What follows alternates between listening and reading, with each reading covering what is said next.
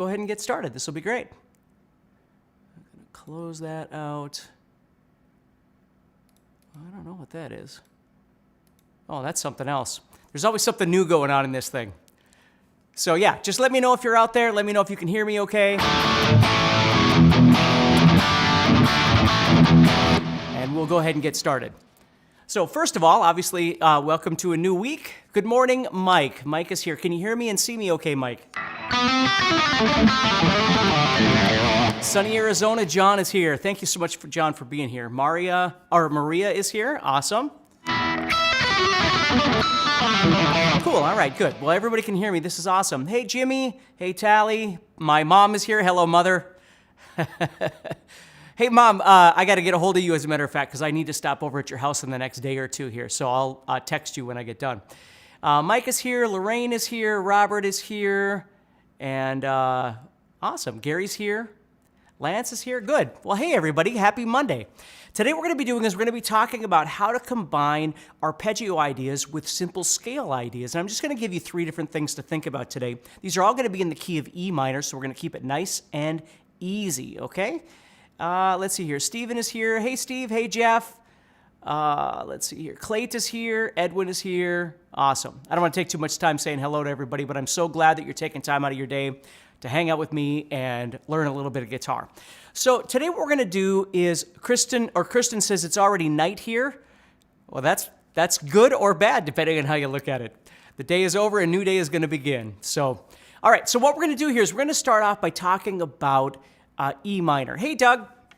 And what I'm going to do is I'm going to show you 2 different scale ways to play the E minor scale that I use. And again, many of you probably already know all this stuff, but I just want to go through this. So let's say, for instance, I was starting off on E on the 7th fret of the 5th string. I'm going to play straight E minor. So I'm playing.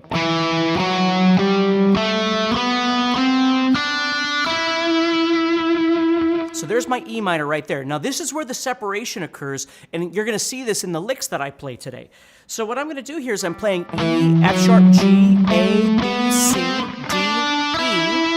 And then what I'm going to do is I'm going to reach up here to the 2nd string, and I'm going to play F sharp, G, and A, and then B, C, and D. So it looks like this. For those of you that might be kind of new to this, I'm playing 7, 9, 10, 7, 9, 10, 7, 9, 7, 8, 10, and then 7, 8, 10 again. So we have, and then of course I'm running out of frets right there, but what I could certainly do is just move up a whole step, moving into E. And there's my scale. Okay. So in thinking about playing the scale that way, let me show you something. Sometimes what I like to do is I'll play part of a scale, and then I'll move into a bit of an arpeggio idea. Now again, arpeggio for us meaning broken chord, but really what we're saying is we're just going to play some single notes on some strings. Okay, so what I'm doing here is I'm coming up this E minor, and when I get to this note right here, okay, so I'm playing E, F sharp, G, A, B, C. When I get to that C, what I'm going to do is I'm going to cut across the strings, doing more of an arpeggio motion. So I'm going to go from the 10th fret to the 9th fret to the 8th fret to the 7th fret.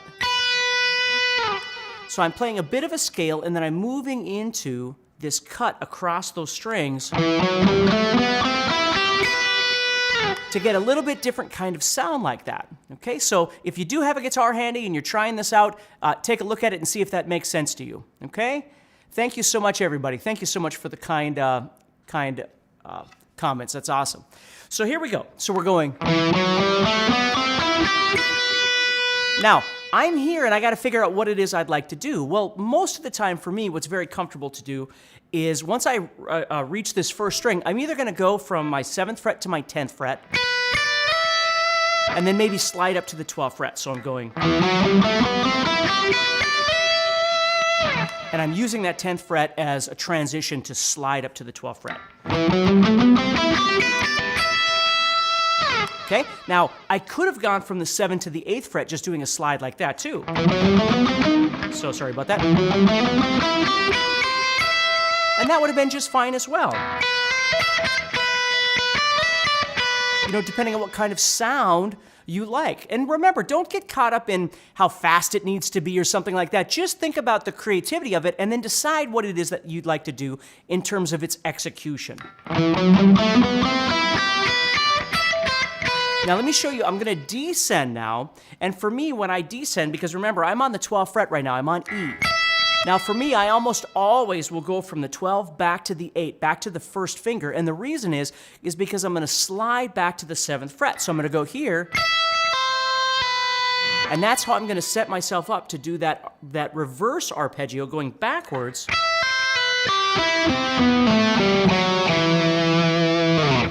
You see, so I could move up this way. And when I go backwards,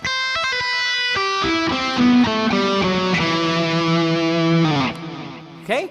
Now, before I show you the other two things today, what I want you to think about is how at any time as you're playing this, you could shift in and out of playing this arpeggio in this scale to do something else. Like let's say you're coming across this way, and instead of just continuing on that arpeggio, we come down into something else. We move into whatever else we'd like to do. Can we think of G major when playing E minor? Sure you can. Absolutely you can, Mark. Okay? You just want to think about your exit strategy, Mark, when you're playing this. Like you'd want to wrap this a bit more around the idea of playing something that sounds a bit more like a G major, right? Which is very easy to convert this to that, but absolutely you could do that. So as I play,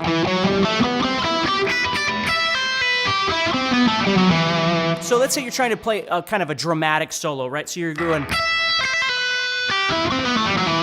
or you do a quick little arpeggio, and you come up like that.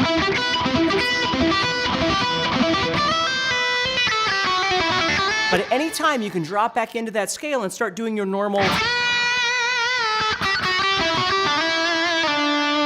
And then maybe I do a lick like that and I come out.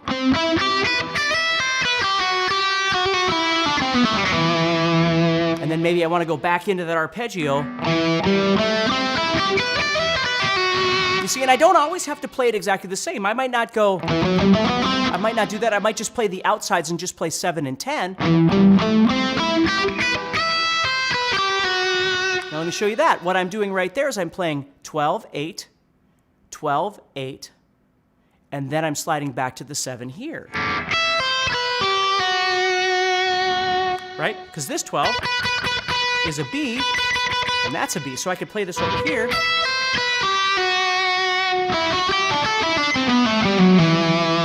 So you get used to being able to visualize the shape of the scale that you're playing.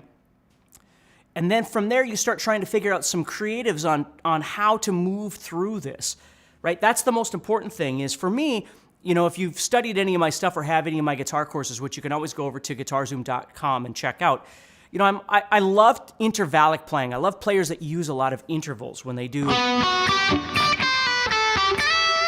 I love that kind of sound when you're kind of moving back and forth. And then if you take that and you combine it with some sort of I'll call it a cut, which is an arpeggio where you're slicing through strings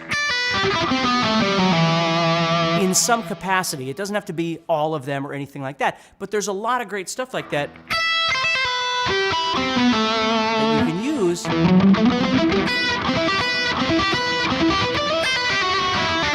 you see? So there's lots of different ways that you can approach this. Now let me show you another thing that you can do, and this time I'm going to take that same E minor scale, but this time at that junction that I showed you before, I'm going to play. So I'm playing up to the E. I'm playing E again, same thing. E, F sharp, G, A, B, C, D, E. But this time instead of playing F sharp over here, what I'm going to do is I'm going to put F sharp on the 3rd string at the 11th fret right here.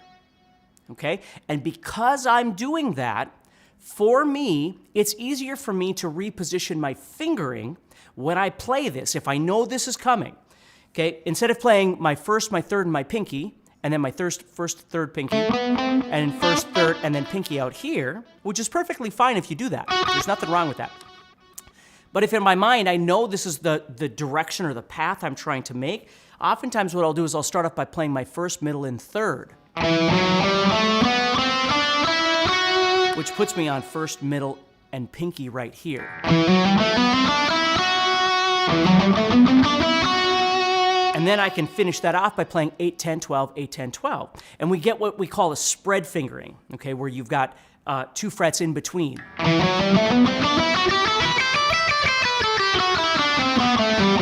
So just as from a scale standpoint, some of you might like to play it this way. And some of you might like to play it this way. And I play them both ways because I might be coming from this spot and then drop back, and now I'm in that first position that I was showing you. Right? Or I might come off that and just stay in that kind of shape as I play. But let me show you what's happening here.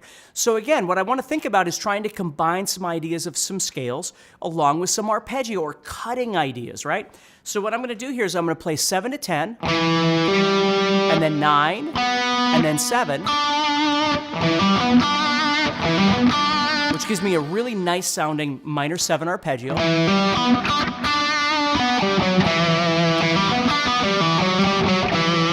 I could always jump back into the scale anytime I like.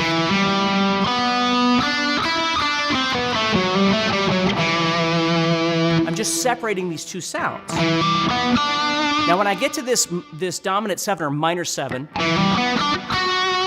what I'm going to do there is I'm going to move up to the 11th fret, which we'll call the 9th, if you know what your notes are, and if you don't, it's okay, or your intervals.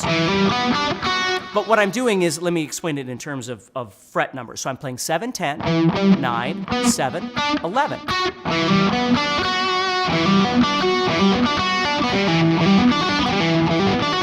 And you get this really nice sound again. And you can always drop back into your scale.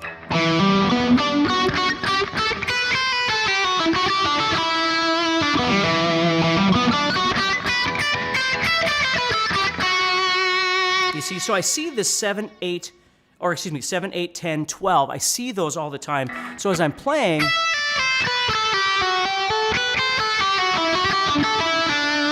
I can drop into back and forth between those anytime I like and just reposition myself. So I'm using this minor 7 arpeggio, adding the 9, and then I could keep going and play 8, 12, 8, 12. So it sounds like this. And I get these really big interval sounds as I play something like this, okay? So let me just make sure we're caught up with everybody here. Thank you so much for being here, by the way, okay? So as I'm doing this,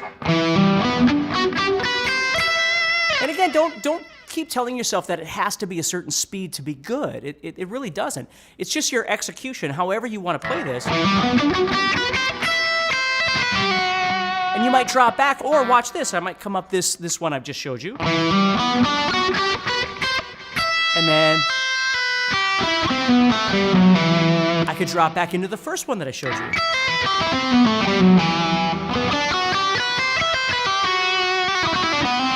So it's just any kind of thing like that that sounds interesting, that shakes up the way that you're normally playing is always a good thing.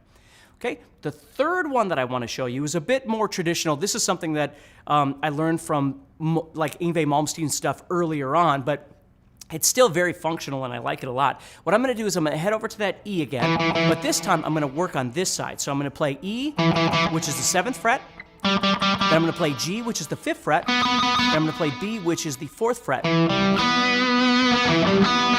So I'm just playing the same notes I was playing there, the root, the 3rd, the 5th.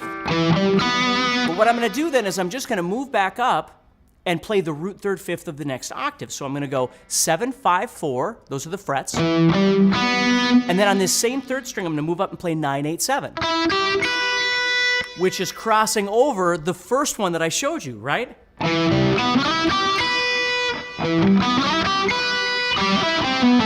Right, that one right there. So I'm just crossing over that same border. And then what do I want to do? Do I want to go, or do I want to go?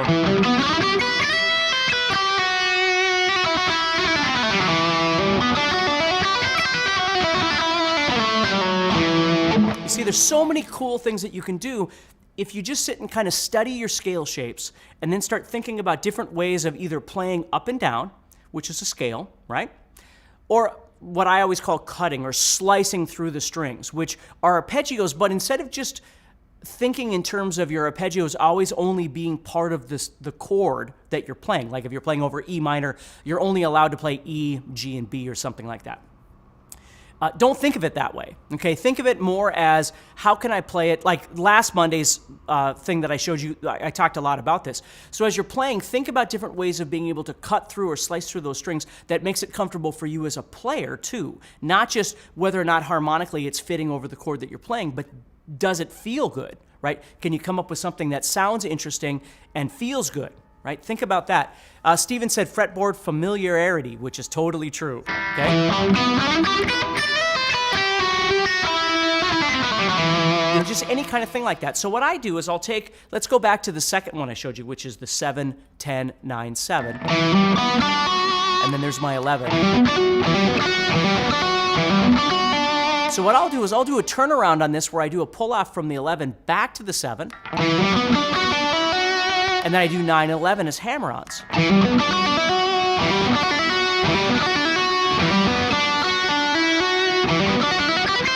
And then I can come off of that and do 8, 12, or 8, 10, 12, whatever I'd like to do.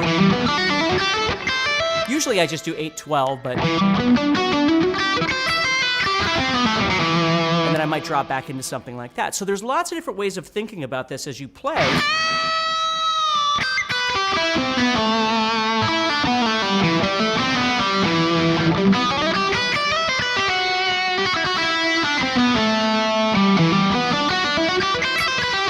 See that? See, that's what you want to get used to, is being able to take these ideas and not just, I mean, you can watch this video as many times as you want on YouTube or Facebook or whatever, and learn some of the things I'm showing you for sure, but then learn how to convert them into something that feels comfortable for you when you play.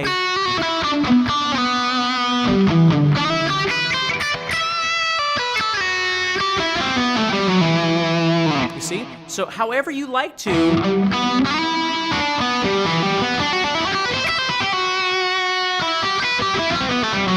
however you like to move and maneuver across the fretboard, that's the most important thing. So hopefully that helps you a little bit. Thank you so much for watching. Try and work on this over the next week, and I'll have something brand new for you next Monday. Stay positive, keep practicing. Head over to guitarzoom.com and check out my guitar courses, that sort of thing. And please just share the love. Show somebody this video or send them to my my YouTube page or whatever. I always appreciate that sort of thing. So take care, stay positive.